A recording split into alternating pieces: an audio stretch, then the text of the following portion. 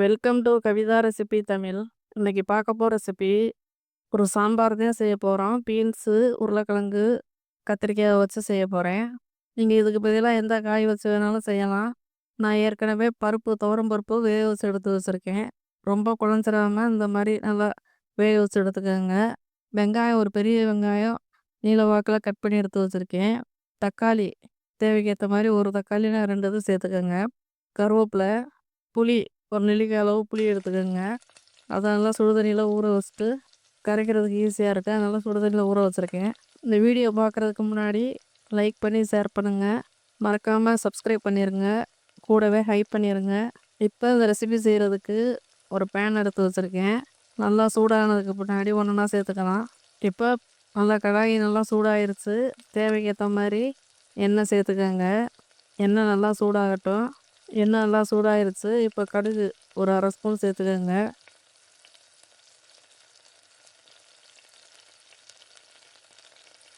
கடுகு ஒரு நிமிஷம் 2 நிமிஷம் ஆகும் பொரிகிறதுக்கு. எண்ணெய் சூடாயிட்டாலுமே டக்குன்னு பொரிஞ்சிடும். பொரிஞ்சு வந்ததுக்கு பின்னாடி வெங்காயத்தை சேர்த்துக்கலாம்.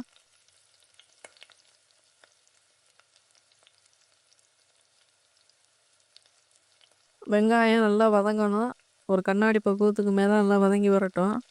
அதுவரையும் நீங்கள் இந்த மாதிரி கிளறி கொடுத்துக்கிட்டே இருங்க.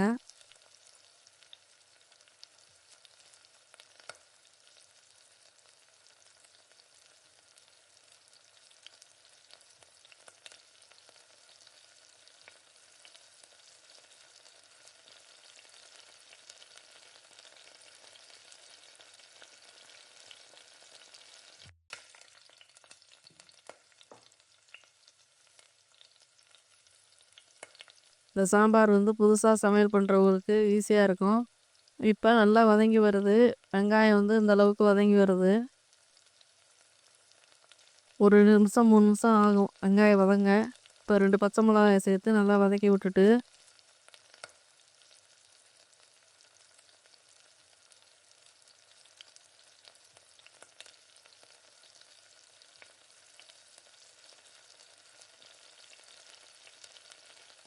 கொஞ்சமாக கொத்தமல்லி, கருவேப்பிலை இது கூட சேர்த்து நல்லா வதக்கி விடுங்க.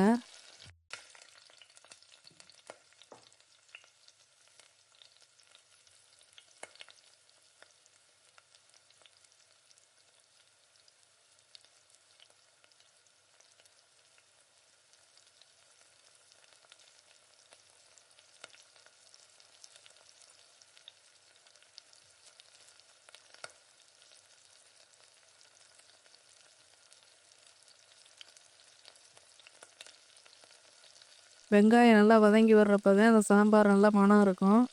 அதனால் நல்லா அந்த மாதிரி கிளறி கொடுத்துக்கிட்டுருங்க.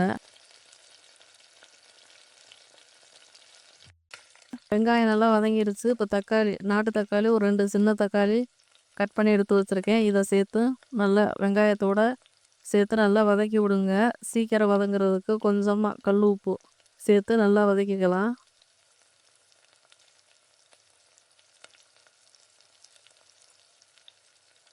கல் உப்பு இல்லைன்னா நீங்கள் வீட்டில் தூள் உப்பு இருந்தால் கூட சேர்த்துக்கோங்க. ஒரு 2 நிமிஷம் 3 நிமிஷம் அப்படியே தக்காளி வதங்குறதுக்கு ஒரு 3 நிமிஷம் ஆகும். நீங்கள் அது வரையும் கூட்டி குறைச்சி ஸ்டவ்வை நல்லா வதக்கி விடுங்க.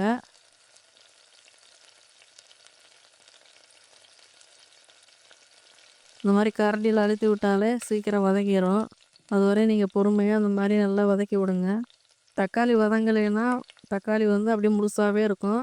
குழம்பு அந்தளவுக்கு டேஸ்ட் வராது. புளிப்பாக இருக்கணுங்களா லைட்டாக. அதனால் கொஞ்சம் நல்லா வதக்கி விட்டு தான் நம்ம சாம்பார் செய்யணும். இப்போ எந்த குழம்பு செஞ்சாலும் தக்காளி நல்லா வதங்கினாதே ரொம்ப நல்லாயிருக்கும்.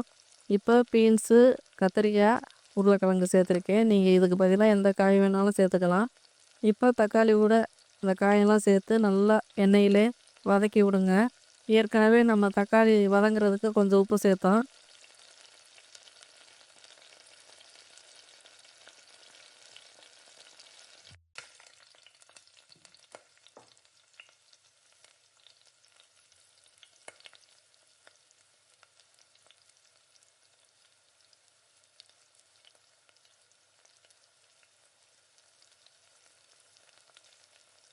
இப்போ காய்க்கு கொஞ்சம் உப்பு சேர்த்துக்கணும்.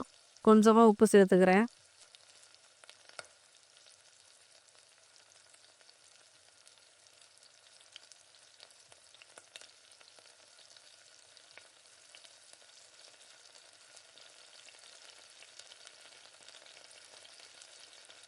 இப்போ உப்பு சேர்த்தாச்சு. நல்லா காய் வந்து எண்ணெயில் ஒரு 2 நிமிஷம் 3 நிமிஷம் அப்படியே நல்லா கலந்து விட்டு நல்லா 2 நிமிஷம் வேகட்டும். வெந்ததுக்கு முன்னாடி நம்ம பொடியெல்லாம் சேர்த்துக்கலாம். காய் இந்த அளவுக்கு வதங்கிடுச்சு. இப்போ காஷ்மீர் சில்லி தான் சேர்த்துக்கிறேன். ஒரு 2 ஸ்பூன். இது காரம் இருக்காது, அதனால் ஒரு 2 ஸ்பூன் சேர்த்துருக்கேன்.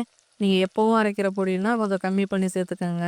வீட்டில் எப்போவும் நம்ம அரைச்சி வச்சுருக்க பொடி குழம்பு தூள் அதுவும் சேர்த்துக்கோங்க. ஒரு 2, 3 ஸ்பூனுக்கு ஏற்ற மாதிரி. நீங்கள் வந்து எந்த அளவுக்கு குழம்பு வைக்கிறீங்களோ அந்தளவுக்கு குழம்புகளை கூட்டி குறைச்சி வச்சுக்கோங்க.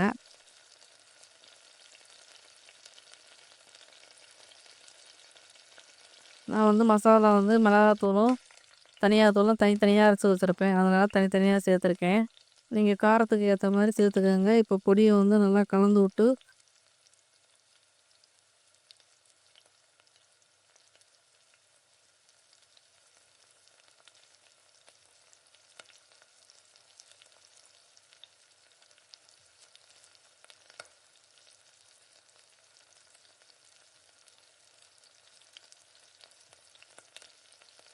புளி நம்ம ஆல்ரெடி ஊற வச்சுருக்க புளியை நல்லா கரைச்சி விட்டு இது கூட சேர்த்துக்கலாம்.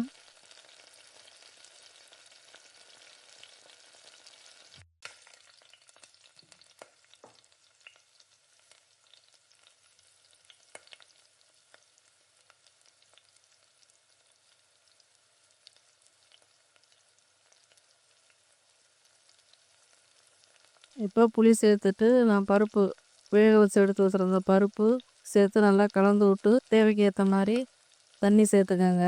தண்ணி சேர்த்துட்டு நல்லா கலந்து விட்டு காரம் உப்பு எல்லாமே கரெக்டாக இருக்கான்னு செக் பண்ணிக்கோங்க. காரம் எல்லாமே கரெக்டாக இருக்குது. நான் குக்கரில் வந்து மாற்றி வச்சுருக்கேன். இது ஒரு விசில் வர வச்சு ஸ்டவ் ஆஃப் பண்ணிக்கிறேன். இப்போ ஒரு அருமையான சாம்பார் ரெடி ஆயிடுச்சு. இது டிஃபன் சாப்பாடு எல்லாத்துக்குமே ரொம்ப நல்லாயிருக்கும். நீங்கள் இந்த மாதிரி ஒரு முறை செஞ்சு பாருங்கள், ரொம்ப நல்லாயிருக்கும். இந்த வீடியோ பிடிச்சிருந்தா லைக் பண்ணி ஷேர் பண்ணுங்கள். மறக்காமல் சப்ஸ்கிரைப் பண்ணிடுங்க. கூடவே ஹைப் பண்ணிடுங்க.